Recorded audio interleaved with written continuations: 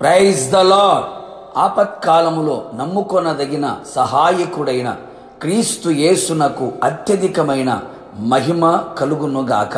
మీకు ఆశ్చర్యకరమైన సహాయం అందునుగాక. ఈ దినపు యేసయ్య జీవపు మాట మత్తయి సువర్తమానం 15వ అధ్యాయం 25వ వాక్య భాగము. ప్రభువా నాకు సహాయము చేయుము. యేసయ్య మీదనే భారము మోపి ఆయన మీదనే ఆనుకొని ఆయన వైపు చూచుచు ఆయన అడుగు జాడలనే వెంబడించుచు నడిపించబడుచున్న పరలోకపుర వారసులారా, మనము ప్రేమించుచున్న కల్వరి శిలువ యోధుడైన యేసయ్య మనకు సహాయకరమైన కేడము. ఇంతవరకు మనకు సహాయము చేసిన ఎబినేజరుగా ఉన్నాడు. అవును ప్రియులారా, ఎలాంటి పరిస్థితిలో నిలిచిపోయినా, ఎటు తోచని దిక్కు దశలేని పరిస్థితిలో ఉన్నను, గురి గమ్యమేమిటో తెలియని పరిస్థితిలో నిలిచిన, వ్యక్తిగతంగా కుటుంబపరంగా భౌతికంగా ఎలాంటి సహాయము కొరకు ఎదురు చూచినా, ఎవరి వైపు కన్నులెత్తినా, చేతులు చాపినా సహాయము దొరకక కానరాక కన్నీళ్లు మిగిలిపోయిన స్థితిలో, నిస్సహాయ స్థితిలో నిరాశ చెంది నిశ్చేష్టుడుగా నిలిచిన, ఇదిగో నా దేవుని బిడ్డ, నీకు సహాయము చేయుటకు నీ వైపు ఆయన చేతులు చాపి ఉన్నాడు. మేఘవాహనుడై నీకు సహాయము చేయుటకు నీ వద్దకు వచ్చును. ఎలాంటి ఆపదలలో, సమస్యలలో, శోధనలలో, ఇరుకు ఇబ్బందులలో ఉన్నను ఆయన ఆపత్కాలములో నమ్ముకొనదగిన సహాయకుడై ఉన్నాడు. బలము లేని వారికి సహాయము చేయుటకు ఆయన కన్నా ఎవరు మనకు లేరు. ఆయన సహాయము చేయనిదే మనుషులెవరూ సహాయము చేయలేరు. పరిశుద్ధాత్ముడు కూడా మన బలహీనతను చూచి ఆయన సహాయము చేయుచున్నాడు.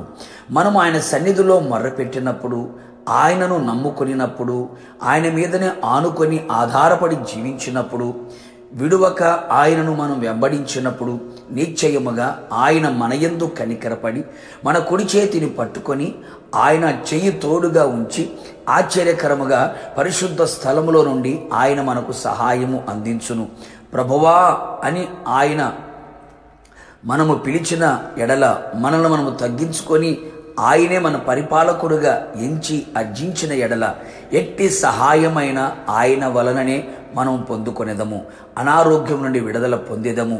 శత్రువుల చేతి నుంచి విడిపించబడేదము. ఆయనకు అనుకూలమైన జీవితం భక్తి చేయుదము. అపనమ్మకము నుండి, అపవాది క్రియల నుండి, ఆర్థిక పరిస్థితుల నుండి విడిపించబడేదము. అన్ని విషయములలో అభివృద్ధిని అనుభవించేదము. కీర్తిని, ఘనతను పొందుకొనేదము.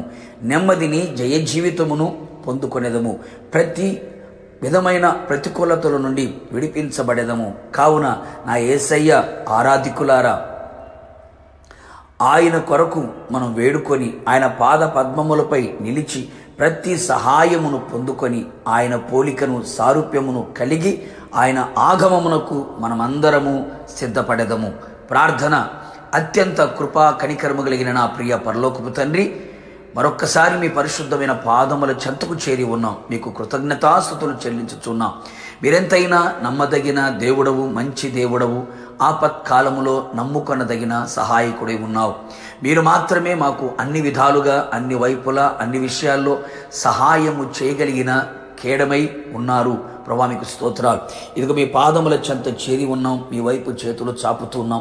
మీ వైపు కళ్ళెత్తుతున్నాం. మీ పాద పద్మములపై కన్నీళ్లతో విలపించుచు ఉన్నాం. కృపతో మమ్మల్ని జ్ఞాపకం చేసుకొని మీ సహాయం మాకు అందించి మీరు ఆఖరికి మమ్మల్ని అందరినీ సిద్ధపరిచి అన్ని విషయములలో అత్యధికమైన జయమును దయచేయమని యేసు నామములో అడిగి పొందుకున్నాము తండ్రి. ఆమెన్. నిశ్చయముగా మీకును మీ కుటుంబ సభ్యులందరికీ నా దేవుని అయిన యేసయ్య వలన మీరు సహాయము పొందుదురు గాక. God bless you.